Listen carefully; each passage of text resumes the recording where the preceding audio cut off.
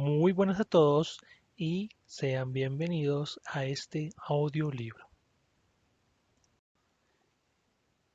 de Gabriel García Márquez en Ojos de Perro Azul, la otra costilla de la muerte. Sin saber por qué, despertó sobresaltado. Un acre olor a violeta y a formaldehído venía, robusto y ancho, desde la otra habitación, a confundirse con el aroma de flores recién abiertas que mandaba el jardín amaneciente. Trató de serenarse, de recobrar ese ánimo que bruscamente había perdido en el sueño. Debía ser ya la madrugada, porque afuera, en el huerto, había empezado a cantar el chorro entre las legumbres y el cielo era azul por la ventana abierta. Repasó la sombría habitación, tratando de explicarse aquel despertar brusco, esperado. Tenía la impresión, la certidumbre física de que alguien había entrado mientras él dormía. Sin embargo, estaba solo y la puerta, cerrada por dentro, no daba muestra alguna de violencia. Sobre el aire de la ventana despertaba un lucero. Quedó quieto un momento, como tratando de aflojar la tensión nerviosa que lo había empujado hacia la superficie del sueño, y cerrando los ojos, boca arriba, empezó a buscar nuevamente el hilo roto de la serenidad. La sangre, arracimada, se le desgajó en la garganta, en tanto que más allá, en el pecho, se le desesperaba el corazón robustamente, marcando, marcando un ritmo acentuado y ligero como si viniera de una carrera desbocada. Repasó mentalmente los minutos anteriores. Tal vez tuvo un sueño extraño. ¿Pudo ser una pesadilla? No, no había nada de particular, ningún motivo de sobresalto en eso. Iban en un tren, ahora puedo recordarlo, a través de un paisaje. Ese sueño lo he tenido frecuentemente, de naturalezas muertas, sembrado de árboles artificiales, falsos, frutecidos de navajas, tijeras y otros diversos. Ahora recuerdo que debo hacerme arreglar el cabello, instrumentos de barbería. Ese sueño lo había tenido frecuentemente, pero nunca le produjo ese sobresalto.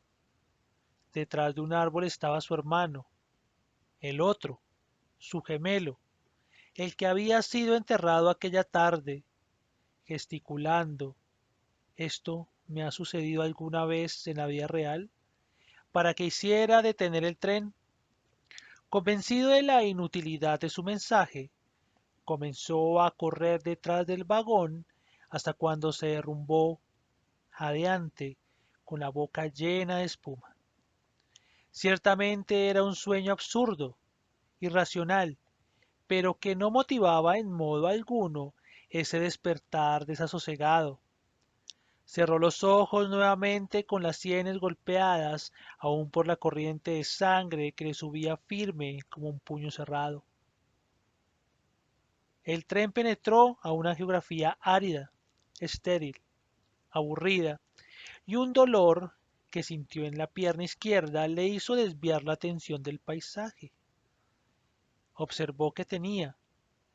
No debo seguir usando estos zapatos apretados. Un tumor en el dedo central del pie. De manera natural, como si estuviera acostumbrado a ello, sacó del bolsillo un destornillador con el que extrajo la cabeza del tumor. La depositó cuidadosamente en una cajita azul. ¿Se ven los colores en el sueño? Y por la cicatriz vio asomarse el extremo de un cordón grasiento y amarillo. Sin alterarse, como si hubiera esperado la presencia de ese cordón, tiró de él lentamente, con cuidadosa exactitud. Fue una cinta larga, larguísima, que surgía espontáneamente sin molestias ni dolor. Un segundo después levantó la vista y vio que el vagón había sido desocupado y que solo, en otro comportamiento del tren, estaba su hermano vestido de mujer frente a un espejo, tratando de extraerse el ojo izquierdo con unas tijeras. En efecto, le disgustaba aquel sueño, pero no podía explicarse por qué le alteraba la circulación. Si las veces anteriores, cuando las pesadillas eran horripilantes, había logrado mantener la serenidad. Sintió las manos frías. El olor a violetas y formaldehído persistía y se tornaba desagradable, casi agresivo. Con los ojos cerrados, tratando de quebrar el tono alzado de la respiración, intentó buscar un tema trivial para hundirse otra vez en el sueño que se había interrumpido minutos antes. Podía pensar, por ejemplo, que dentro de 3 horas tengo que ir a la agencia funeraria a cancelar los gastos. En el rincón, un grillo trasnochado levantó su cascabel y llenó la habitación con su garganta aguda, cortante. La tensión nerviosa empezó a ceder lenta pero eficazmente y advirtió, otra vez, la flojedad, la laxitud de los músculos. Se sintió tumbado sobre la colcha blanda y espesa mientras el cuerpo, liviano, ingrávido, traspasado por una dulce sensación de beatitud y cansancio, iba perdiendo conciencia de su propia estructura material, de esa sustancia terrena, pesada, que lo definía, que lo situaba en una zona inconfundible y exacta de la escala zoológica, y soportaba en su difícil arquitectura toda una suma de sistemas, de órganos definidos geométricamente, que le elevaban a la arbitraria jerarquía de los animales racionales. Los párpados, dóciles ahora, caían sobre la córnea con la misma naturalidad con que los brazos y las piernas se confundían en un conjunto de miembros que, lentamente, fueron perdiendo independencia, como si todo el organismo se hubiera revuelto en un solo órgano grande, total, y él, el hombre, hubiera dejado sus raíces mortales para penetrar en otras raíces más hondas y firmes, en las raíces eternas de un sueño integral y definitivo. Oyó que afuera, del otro lado del mundo, el canto del grillo se iba debilitando hasta desaparecer de sus sentidos, que se habían vuelto hacia adentro, sumergiéndolo a él en una nueva y descomplicada noción del tiempo y espacio, borrando la presencia de ese mundo material, físico y doloroso, lleno de insectos y de acres olores de violetas y formaldehídos. Apaciblemente, envuelto en el tibio clima de serenidad codiciada, sintió la liviandad de su muerte artificial y diaria. Se hundió en una amable geografía, en un mundo fácil, ideal, un mundo como diseñado por un niño, sin ecuaciones algebraicas, sin despedidas amorosas y sin fuerzas de gravedad. No podía precisar cuánto tiempo estuvo así, entre esa noble superficie de sueños y realidades, pero sí recordaba que bruscamente, como si le hubiera sido cortada la garganta por una cuchilla, dio un salto en el lecho y sintió que su hermano gemelo, su hermano muerto, estaba sentado al borde de la cama. Otra vez, como antes, el corazón fue un puño que le vino a la boca y lo empujó a saltar. La luz naciente, el grillo que seguía moliendo la soledad con su organillo destemplado, el aire fresco que subía del universo del jardín, todo contribuyó a hacerlo volver nuevamente al mundo real. Pero esta vez podía comprender a qué se debía su sobresalto.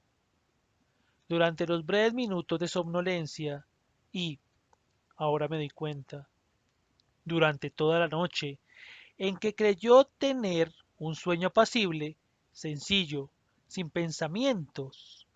Su memoria había estado fija en una sola imagen, constante, invariable, en una imagen autónoma que se imponía a su pensamiento a pesar de la voluntad y de la resistencia del pensamiento mismo.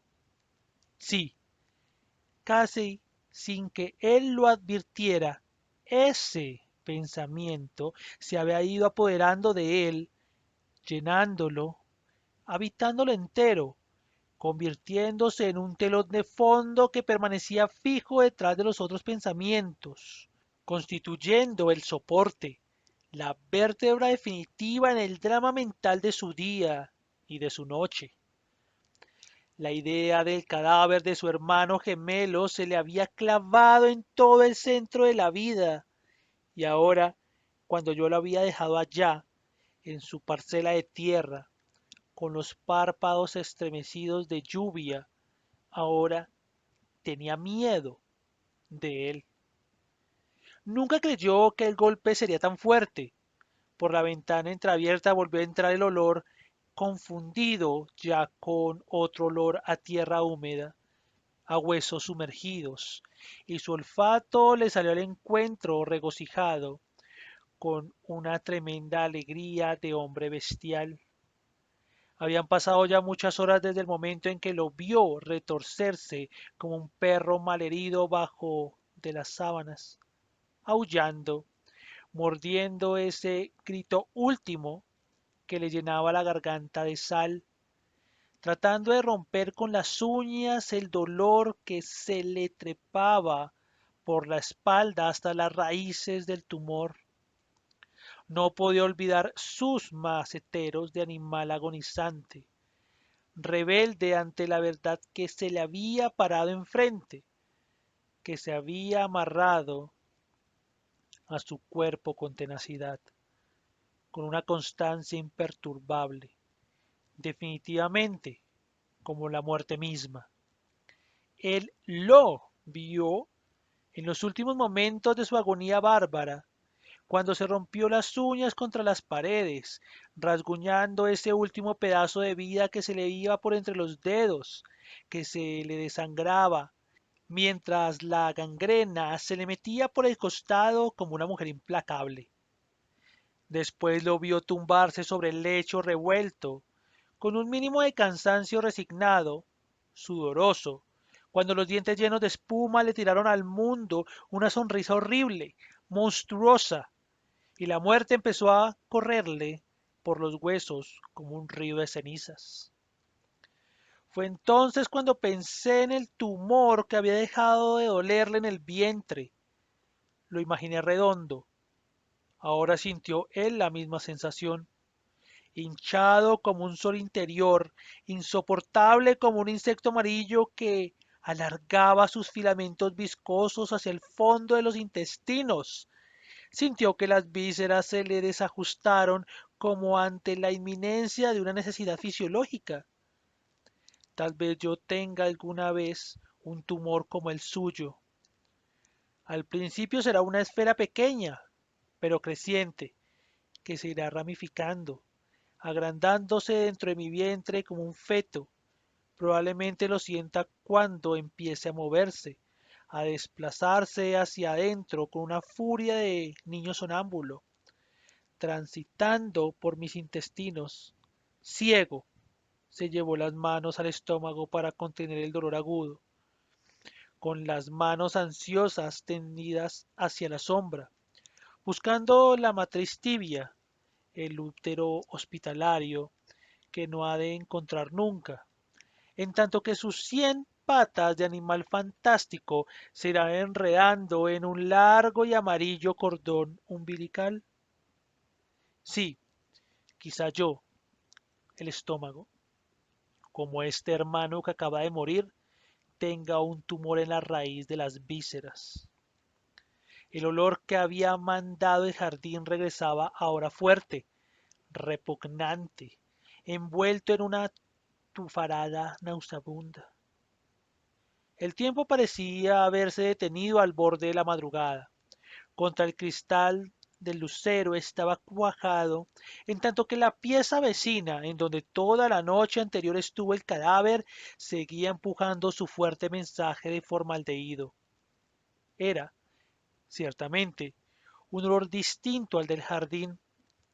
Este era un olor más angustioso, más específico que ese confundido olor de las flores desiguales. Un olor que siempre, después de conocido, relacionó con los cadáveres. Era el olor glacial exuberante que le dejó el aldehído fórmico de los anfiteatros. Pensó en laboratorio. Recordó las vísceras conservadas en alcohol absoluto, en las aves disecadas. A un conejo saturado de formol se le vuelve dura la carne, se deshidrata y pierde su dócil elasticidad hasta convertirse en un conejo perpetuo, eternizado. Formaldehído. ¿De dónde saldrá este olor? La única manera de contener la podredumbre. Si los hombres tuviéramos formol en las venas, seríamos como las piezas anatómicas sumergidas en alcohol absoluto. Oyó, allá afuera, el golpeteo de la lluvia creciente que venía martillando los cristales de la ventana entreabierta. Un aire fresco, regocijado y nuevo entró cargado de humedad. El frío de las manos se intensificó, haciéndole sentir la presencia del formol en las arterias, como si la humedad del patio hubiese entrado hasta sus huesos. Humedad. Allá hay mucha humedad. Pensó con cierto disgusto en las noches de viento en que la lluvia traspasara la hierba y la humedad irá a dormir sobre el costado de su hermano, a circularle por el cuerpo como una corriente concreta. Le parecía que los muertos tuvieran necesidad de otro sistema circulatorio que los fuera precipitando hacia la otra muerte irremediable y última. En ese momento deseaba que no lloviera más, que el verano fuera una estación eterna y dominante. Por lo que estaba pensando, le disgustaba la persistencia de ese tableteo húmedo sobre los cristales. Quería que la arcilla de los cementerios fuera seca, siempre seca, porque lo inquietaba pensar que pasados 15 días, cuando la humedad empieza a correrle por el tuétano, ya no habrá otro hombre igual, exactamente igual a él debajo de la tierra. Sí, ellos eran dos hermanos gemelos, exactos, que a primera vista nadie podía diferenciar. Antes, cuando estuvieron los dos viviendo sus vidas separadas, no eran sino dos hermanos gemelos, simples y apartados como dos hombres diferentes.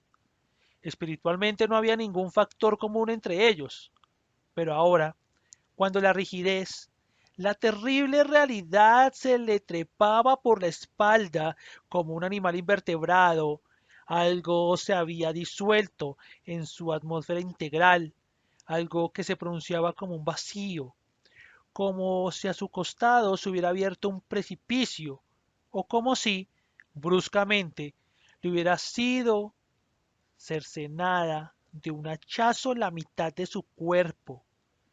No de ese cuerpo exacto, anatómico, sometido a una perfecta definición geométrica, no de ese cuerpo físico que ahora sentía miedo, sino de otro cuerpo que venía más allá del suyo, que había estado con él hundido en la noche líquida del vientre materno y se remontaba con él por las ramas de una genealogía antigua, que estuvo con él en la sangre de sus 4 pares de bisabuelos y vino desde atrás, desde el principio del mundo, sosteniendo con su peso, con su misteriosa presencia, todo el equilibrio universal.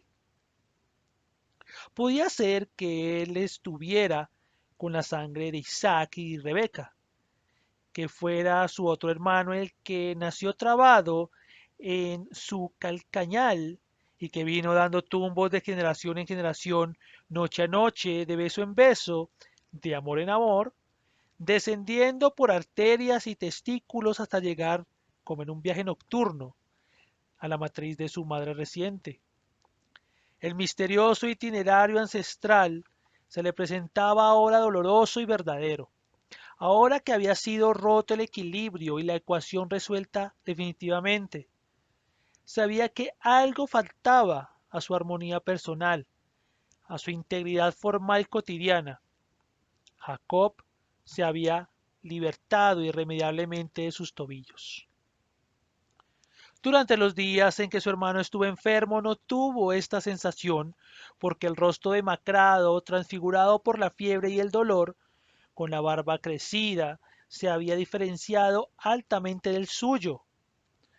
Pero una vez que estuvo inmóvil, tendido sobre su muerte total, se llamó a un barbero para que arreglara el cadáver.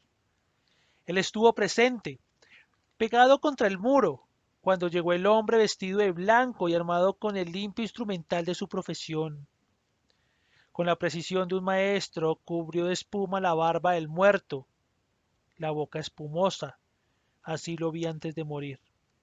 Y, lentamente, como quien va revelando un secreto tremendo, empezó a rasurarlo. Fue entonces cuando lo asaltó esa idea horrible, a medida que, al paso de la navaja, iba surgiendo el rostro pálido y terroso del hermano gemelo. Él iba sintiendo que aquel cadáver no era una cosa extraña a él, sino que estaba fabricado de su misma sustancia terrena, que era su propia repetición. Sentía la extraña sensación de que sus parientes habían extraído del espejo la imagen suya, la que él veía reflejada en el cristal cuando se afeitaba. Ahora que esa imagen respondía a cada uno de sus movimientos, había tomado independencia.